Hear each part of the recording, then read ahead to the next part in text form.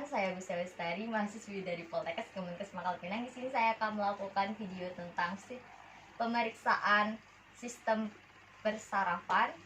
Selamat menyaksikan.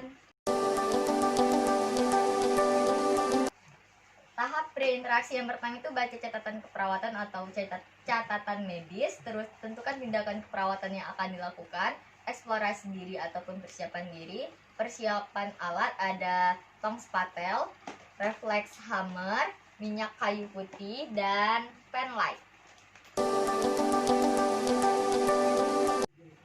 Selamat malam Ibu. Perkenalkan, saya perawat Agus Lestari yang bertugas pada malam hari ini. Benar ini dengan Ibu Ayu? Iya. Berumur 19 tahun. Ya. Baiklah Ibu, adapun tujuan dari pemeriksaan fisik sistem persarafan ini agar kita mengetahui apakah sistem persarafan Ibu dalam fungsi yang baik atau tidak. Di sini saya memerlukan waktu sekitar 15 sampai 20 menit. Apakah ada yang ingin ditanyakan Ibu? Tidak. Baiklah, apakah Ibu setuju dalam melakukan pemeriksaan ini? Iya, setuju. Terus dekatkan alat kepada pasien, jaga privasi pasien. Pada tahap kerja kita harus melakukan cuci tangan 6 langkah. Terus setelah itu melakukan anamnesis pada pasien dengan pertanyaan meliputi keluhan utama, riwayat kesehatan lalu, dan riwayat kesehatan keluarga. Adapun rincian pertanyaan sebagai berikut. Yang pertama, keluhan utama. Terus tanyakan keluhan pasien secara detail seperti pusing, mual, muntah, vertigo, kelemahan salah satu tubuh, lidah terasa berat dan kaku, dan sebagainya. Terus pertanyaan spesifik berkaitan dengan sistem persarafan meliputi keluhan yang dirasakan oleh pasien stroke, yaitu hemiparesis atau hemiplegia, afasia, dysarthria, apraksia, sindrom Horner, hemianopia homonimus, agnosia, dan negleksi unilateral. Terus riwayat kesehatan keluarga dan individu. Di sini tanyakan pada pasien mengenai riwayat kesehatan keluarga dan riwayat kesehatan sebelumnya. Selain itu, beberapa pertanyaan yang perlu diajukan adalah stresor yang dihadapi pasien dan strategi coping yang dilakukan pasien. Terus kebiasaan yang berhubungan dengan kesehatan, misalnya merokok, konsumsi minuman alkohol atau kafein, olahraga, konsumsi makanan kaya lemak dan sodium ataupun natrium. Terus obat-obatan yang rutin dikonsumsi meliputi obat berdasarkan resep, obat bebas, tanpa resep ataupun herbal, kondisi lingkungan sekitar pasien, aktivitas sehari-hari, dan menopause jika perlu. Terus pemeriksaan sistem persarafan meliputi beberapa pemeriksaan. Berikut pemeriksaan yang dilakukan dengan urutan sebagai berikut. Yang pertama itu mengkaji tingkat kesadaran pasien dengan menggunakan pilihan pendekatan secara kuantitatif dan kualitatif.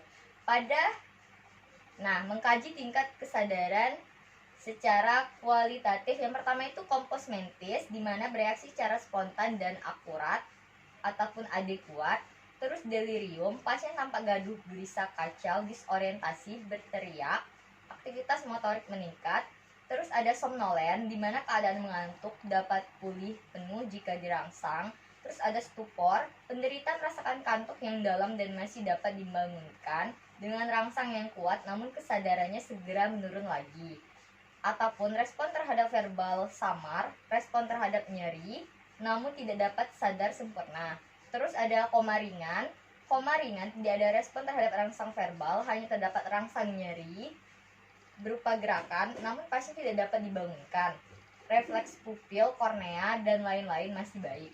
Dan terakhir itu ada koma dalam, di mana tidak ada gerakan spontan meskipun dengan rangsangan nyeri dan rangsangan verbal. Yang kedua, kita akan mengkaji tingkat kesadaran secara kuantitatif dengan menggunakan GCS. Kita mulai dari uji respon mata. Pada respon mata, nilai tertinggi bernilai 4 dan nilai terendah bernilai 1. Baiklah, pada poin 1 dapat kita lihat bahwa pasien tidak dapat membuka mata, diberi rangsangan nyeri, pasien juga tidak dapat membuka mata. Pada kondisi seperti ini, pasien mendapatkan poin 1 karena tidak dapat membuka mata. Terus pada poin kedua, pasien hanya dapat membuka mata jika diberi rangsangan nyeri seperti ini. Pada kondisi tadi, pasien bernilai ataupun mendapatkan poin 2. Pada poin 3, pasien dapat membuka mata apabila diajak bicara atau diberi perintah seperti buka mata, Bu. Nah, seperti itu. Pada kondisi seperti ini, pasien mendapatkan poin 3. Sedangkan pada poin keempat, pasien dapat membuka mata secara spontan tanpa diberi rangsangan nyeri ataupun tanpa diberi perintah. Pada respon verbal, poin 1, pasien tidak dapat ataupun ketika diajak bicara tidak memberikan respon ataupun tidak ada respon. Pada poin kedua, pasien dapat merespon tapi tidak dengan kalimat yang jelas, seperti siapa namanya, Bu? Nah, seperti itu. Pada poin ketiga, pasien dapat merespon apa yang tidak dikatakan tapi dengan jawaban yang tidak nyambung, seperti siapa namanya, Bu? Lemari. Nah, pada poin keempat, pasien dapat merespon tetapi dengan seperti orang yang kebingungan, seperti di mana sekarang, Ibu? Di rumah. Nah, seperti itu. Pada poin kelima, pasien dapat merespon dengan baik apa yang kita katakan dan kita tanya dan sadar serta dapat berorientasi dengan baik, seperti siapa namanya, Ibu? Ayu. Sekarang tanggal berapa? 24. Nah, seperti itu. Sekarang kita masuk ke respon motorik, di mana pada pemeriksaan respon ini kita dapat melihat keaktifan ataupun pergerakan dari pasien. Di sini pada poin pertama, pasien tidak dapat merespon rangsangan nyeri. Seperti diberi rangsangan nyeri, di sini kita dapat memberikan rangsangan nyeri di beberapa tempat. Yang pertama itu di sternum, terus di bahu, serta kita dapat menekan ujung kuku pasien. Terus pada poin kedua, pasien dapat merespon dengan ekstensi abnormal, seperti seperti itu. Pada poin ketiga, pasien dapat merespon dengan fleksi abnormal ketika diberi rangsangan nyeri, seperti pada poin keempat, pasien dapat merespon tapi dengan menghindari rangsangan yang kita berikan, seperti seperti itu. Pada poin kelima, pasien dapat merespon dengan melokalisir nyeri, seperti ketika diberi kita rangsangan nyeri, pasien dapat menghindar. Terus pada poin keenam, pasien dapat menggerakkan apa yang kita perintahkan ataupun secara spontan, seperti angkat tangannya, Bu. Nah, turunkan, terus angkat kakinya, Bu. Nah, turunkan, seperti itu. Mengkaji pemeriksaan fungsi kortikal luhur menggunakan skala mini mental. Pasien diarahkan untuk mengikuti arahan perawat berdasarkan daftar mini mental skala berikut. Orientasi. Sekarang tahun berapa, Bu? Nah, musim apa, bulan, tanggal, dan hari dengan nilai maksimal 5. Sekarang kita berada di mana, Bu? Negara apa, provinsi, kota, rumah sakit, lantai ataupun kamar dengan nilai maksimal 5. Yang kedua, tahap registrasi. Sebut 3 buah benda. Maaf, Ibu, ini benda apa? Botol minyak umi. Nah, setiap benda yang dapat disebutkan bernilai 1. Ulangi sampai pasien dapat menyebutkan dengan benar dan catat jumlah pengulangannya. 3. Atensi dan kalkulasi. Maaf, Bu, 100 dikurang 3 berapa? 97. Nilai untuk setiap jawaban yang benar adalah 1. Nantikan setelah 5 jawaban dengan nilai maksimal 5. 4. Mengingat kembali. Maaf, Ibu, apakah masih ingat 3 benda yang kita sebutkan tadi dengan nilai maksimal 3? Bahasa. Pasien disuruh menyebutkan nama benda yang berhasil ditunjukkan dengan poin 2. 1. Pasien disuruh mengulangi kata terus dengan maksimal 3. Pasien disuruh melakukan perintah bernilai 1. Ambil di sini, Bu. Nah, terus pasien disuruh membaca dan melakukan perintah bernilai 1. Pasien disuruh menulis dengan spontan bernilai 1. dan pasien disuruh menggambar benda yang telah ditunjukkan bernilai 1. Jadi totalnya 30. 24 sampai 30 bernilai normal. 17 sampai 23 variabel gangguan kognitif. 0 sampai 16 definit gangguan kognitif. Mengkaji rangsang Mannings. Yang pertama, pemeriksaan kaku kuduk. Tangan periksa ditempatkan di bawah kepala pasien yang sedang berbaring. Terus kemudian kepala difleksi dan diusahakan dagu menyentuh dada. 2. Pemeriksaan Kekerniksen. Fleksikan pasien pada persendian panggul sampai membuat sudut 90 derajat dan tungkai bawah diekstensikan pada persendian lutut. Biasanya, ekstensi dapat mencapai sudut 135 derajat. Kniksen positif bila terdapat tahanan sebelum tercapai sudut 135 derajat. Yang ketiga, pemeriksaan Lesage. Pasien diminta berbaring lurus, kemudian satu tungkai diangkat lurus, dibengkokkan pada persendian panggulnya. Normalnya dapat mencapai sudut 70 derajat. Bila terdapat tahanan sebelum mencapai sudut 70 derajat, maka Lesage positif. Yang keempat, pemeriksaan Brudzinski 1 dan 2. Mengkaji saraf kranial. Yang pertama, nervus olfactorius. Cara pemeriksaan beritahu bahwa daya penciuman pasien hendak diperiksa. Maaf Ibu, di sini kita akan melakukan melakukan pemeriksaan olfaktorius di mana penciuman Ibu hendak kami periksa. Terus pasien diminta mengidentifikasi apa yang terhidup olehnya bila suatu botol berisi zat tertentu didekatkan ke salah satu lubang hidungnya. Penciuman pasien dikatakan normal bila pasien dapat menyebutkan dengan benar benda yang dimaksud saat pemeriksaan, misalnya kopi ataupun minyak kayu putih. Gunakan zat yang baunya sudah dikenal oleh pasien atau orang umumnya, misalnya kopi, minyak kayu putih, dan parfum, dan lain-lain. Berikut ini sebagai contoh. Baiklah Ibu, apakah Ibu dapat merasakan bau yang... Iya. Bau apanya Ibu? Parfum. Nah, seperti itu. Yang kedua, nervus opticus. Pemeriksaan yang dilakukan meliputi pemeriksaan ketajaman penglihatan, lapang pandang, pemeriksaan fundus, dan pengenalan warna. Tes pengenalan warna dilakukan menggunakan Stirling Ishihara Test Card, sedangkan pemeriksa fundus menggunakan alat funduskopi.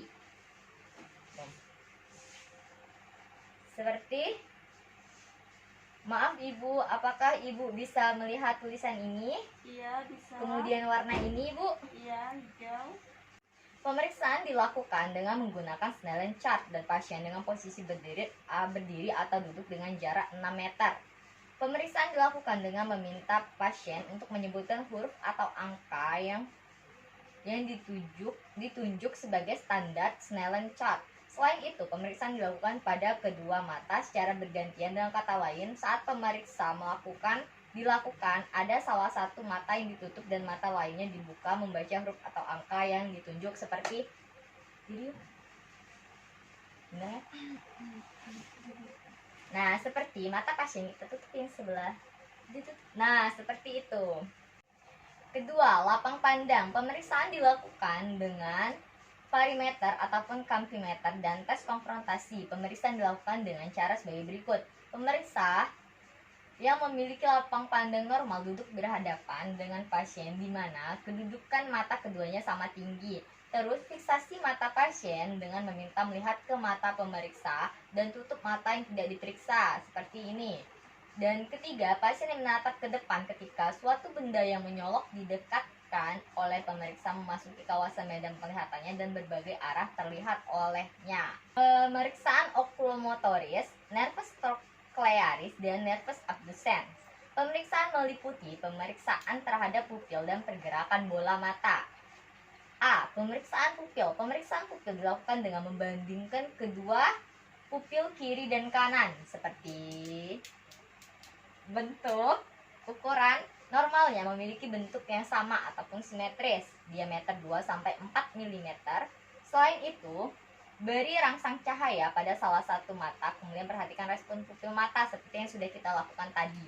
Normalnya, pupil akan miosis ataupun mengecil. Pemeriksaan pergerakan bola mata. Pemeriksaan ini dilakukan dengan posisi pemeriksa dan pasien berdiri ataupun duduk berhadapan. Pasien kemudian diarahkan untuk mengikuti tangan pemeriksa dengan pergerakan bola mata tanpa disertai dengan pergerakan seperti itu. Nervus trigeminus. Pemeriksaan ini meliputi pemeriksaan sensoris dan motorik. Yang pertama, pemeriksaan sensoris. Pemeriksaan sensoris dilakukan dengan meminta pasien menutup mata, kemudian pemeriksaan mengoleskan kapas pada salah satu sisi wajah seperti ini. Tanyakan pada pasien apa yang dirasakan. Gimana rasanya? Nah, normalnya pasien dapat mengenali jenis sentuhan yang diberikan, misalnya tumpul atau tajam. Pada saat melakukan pemeriksaan ini, pemeriksa menggunakan dua objek permukaan yang berbeda, tajam ataupun tumpul. Namun demikian, pemeriksaan perlu berhati-hati untuk mencegah terjadinya luka akibat permukaan benda yang tajam. Yang kedua, pemeriksaan motorik. Pemeriksaan ini dilakukan dengan meminta pasien mengunyah, kemudian pemeriksaan melakukan palpasi pada area otot masseter.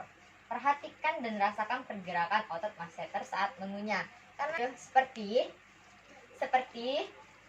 saat ibu mengunyah sebuah kue ini, kita melihat pergerakan masseter saat mengunyah. Nervus facialis. Pemeriksaan ini meliputi pemeriksaan motorik dan sensoris. Fungsi sensoris dengan pemeriksaan fungsi pengecapan 2/3 anterior lidah, dan motorik dilakukan dengan memeriksa ekspresi wajah. Minta pasien untuk mengikuti perintah pemeriksa secara bergantian seperti menutup mata, dengan kuat. Kemudian tersenyum lebar ibu. Setelah tersenyum lebar, mengerutkan dahi. Setelah mengerutkan dahi dan menggembungkan pipi dengan bibir tertutup seperti itu. Terus perhatikan kesimetrisan wajah kiri dan kanan pada setiap arah pandang pemeriksa ataupun arah pandangan pemeriksa. Terus pada pemeriksa sensorik, minta pasien untuk menjulurkan lidah dan oleskan zat manis, asin ataupun asam pada 2/3 anterior lidah pasien. Seperti gimana ibu rasanya? Nervus vestibulotrochlearis. Nervus vestibulotrochlearis merupakan dua nervus, yaitu nervus vestibularis dan nervus cochlearis. Pemeriksaan ini meliputi pemeriksaan daya pendengaran dan keseimbangan. Pemeriksaan daya pendengaran dilakukan dengan cara melakukan tes Rine, tes Weber, dan tes Wabache. Berikut langkah pemeriksaan. Yang pertama, tes Rine. Pemeriksaan ini dilakukan dengan menggunakan garpu tala karena kita tidak mempunyai alat, jadi kita nggak bisa melakukannya. Garpu tala 512 Hz dengan dan bertujuan membandingkan hantaran udara dan tulang pada satu telinga pasien. Pemeriksa memukul garpu tala ke telapak tangan pemeriksa, kemudian meletakkannya ke planum mastoid pasien dengan posisi tegak lurus. Saat pasien tidak mendengar suara, maka segera pindahkan garpu tala ke depan telinga ataupun meatus acusticus externa pasien. Yang kedua, tes Weber. Pemeriksaan ini bertujuan membandingkan hantaran tulang antara kedua telinga pasien dengan menggunakan garpu tala 512 Hz. Pemeriksaan ini dilakukan dengan cara mengetuk garpu tala, kemudian meletakkannya tegak lurus di area pertengahan dahi pasien. Tanyakan pada pasien telinga mana yang tidak terjadi Tanyakan pada pasien telinga mana yang mendengar suara lebih keras ataupun lateralisasi. Normalnya tidak terjadi lateralisasi atau dengan kata lain terdengar sama pada kedua telinga. Yang ketiga, tes Wabache. Pemeriksaan ini bertujuan membandingkan daya transport melalui tulang mastoid antara pemeriksaan ataupun normal dengan pasien. Pemeriksaan ini dilakukan dengan cara pemeriksaan meletakkan pangkal garpu tala yang telah digetarkan pada prosesus mastoid pasien. Pasien akan mendengar suara garpu tala semakin lama makin lemah dan akhirnya tidak terdengar lagi. Saat pasien tidak mendengar lagi, segera pindahkan garpu tala ke prosesus mastoid pemeriksa. Nervus glossopharyngeus dan nervus vagus. Pemeriksaan nervus glossopharyngeus dan nervus vagus dilakukan bersamaan dengan cara minta pasien untuk menelan air, kemudian perhatikan adanya keluhan tersedak dan amati pergerakan area leher pasien saat menelan. Minta pasien membuka mulut dan mengucapkan kata ah, al. Terus perhatikan posisi ufulan. Normalnya tampak simetris, berada di tengah. Dengarkan suara pasien saat bicara. Bila terdengar serak dicurigai adanya parese nervus vagus unilateral. Terus minta pasien membuka mulut, lalu pemeriksa menyentuh uvula menggunakan spatel dan perhatikan reaksi pasien. Ini dilakukan untuk menilai rangsang muntah seperti itu. Pada pemeriksaan nervus glossopharyngeus dilakukan pemeriksaan pengecepan 1/3 posterior lidah menggunakan zat yang terasa pahit.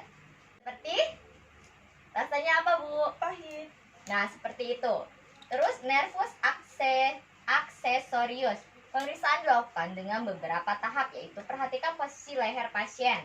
Normalnya posisi wajah pasien tampak simetris tengah tubuh dengan posisi dagu ke arah bawah. Nah, pada kondisi kelainan torticollis tampak kepala miring, wajah menoleh ke salah satu sisi dan dagu sedikit terangkat. Nah, seperti itu. Terus pemeriksaan menjelaskan pada pasien untuk menoleh ke arah kiri dan kanan secara bergantian dengan diikuti pergerakan leher. Pergerakan ini dilakukan dengan cara pemeriksaan mengancungkan jari tangan, kemudian meminta pasien mengikuti tangan tersebut dengan pergerakan leher seperti. Ketiga, pemeriksa menekan bahu pasien ke arah bawah dan minta pasien untuk melawan ke arah atas seperti. Nah, seperti itu. Terakhir, nervus hypoglossus. Pasien diminta menjulurkan lidah. Perhatikan posisi lidah, julurkan lidah. Perhatikan posisi lidah. Pada keadaan normal, lidah berada di tengah dan bila tampak condong ke salah satu sisi tubuh menandakan adanya kelumpuhan. Pada kondisi lumpuh, lidah akan condong ke arah sisi yang mengalami kelumpuhan. Mengkaji sistem motorik. Pemeriksaan sistem motorik meliputi pemeriksaan pergerakan, kekuatan, tonus, refleks fisiologis, dan refleks patologis. Pemeriksaan refleks terbagi menjadi dua, yaitu refleks dalam dan refleks superficial. Refleks superficial timbul akibat berkontraksinya otot yang ada di bawah atau di sekitarnya area yang dirangsang. Contoh refleks dinding perut superficial, cremaster, kornea, anus superficial. Refleks dalam ataupun regang otot timbul oleh regangan otot yang disebabkan oleh rangsangan dan sebagai jawabannya berkontraksi. Contoh refleks dalam yaitu refleks tricep, bicep, patella, dan lain-lain. Dan di sini kita akan melakukan contoh dari 4 refleks. Yang pertama, refleks biceps. Di sini kita menggunakan tong spatelda, refleks Hammer. Pertama, refleks bicep. Pada saat kita melakukan refleks, tangan akan otomatis seperti pergerakan berikut. Yang kedua, refleks tricep. Tangan seperti ini, terus kita arahkan refleks Hammer seperti ini. Nah, apabila timbul gerakan tersebut berarti normal. Yang ketiga, refleks patella. Pada saat kita melakukan refleks, maka kaki akan bereaksi seperti itu. Yang keempat, refleks Achilles. Ketika kita melakukan refleks Hammer seperti ini, maka kaki akan berkontraksi seperti itu. Yang terakhir, mengkaji sistem sensoris. Pemeriksaan sensoris meliputi eksteroseptif ataupun superficial, proprioseptif dalam, introseptif visceral, khusus ataupun saraf kranial, dan somatostasia luhur. Yang pertama, eksteroseptif ataupun superficial. Rasa raba dengan menggunakan kapas kertas, lalu sentuhan pada kulit dan tanyakan pada pasien apakah dapat merasa atau tidak. Kita tempelkan tisu ataupun kapas ke daerah arah kulit dan kita tanyakan pada pasien apakah dapat merasa atau tidak. Apakah terasa, Ibu? Iya, terasa. Nah, terus rasa nyeri dengan menggunakan ujung jarum ataupun bisa menggunakan barang yang tajam ataupun peniti. Lakukan tusukan ringan ke kulit dan tanyakan pada pasien apakah dapat merasa atau tidak. Seperti kita akan merasakan beri sentuhan seperti mencubit saja? Iya. Nah, terasa. Yang ketiga, rasa suhu dengan sentuhan tabung yang berisi air panas ataupun air dingin ke kulit pasien. Tanyakan pada pasien apakah ada merasa atau tidak.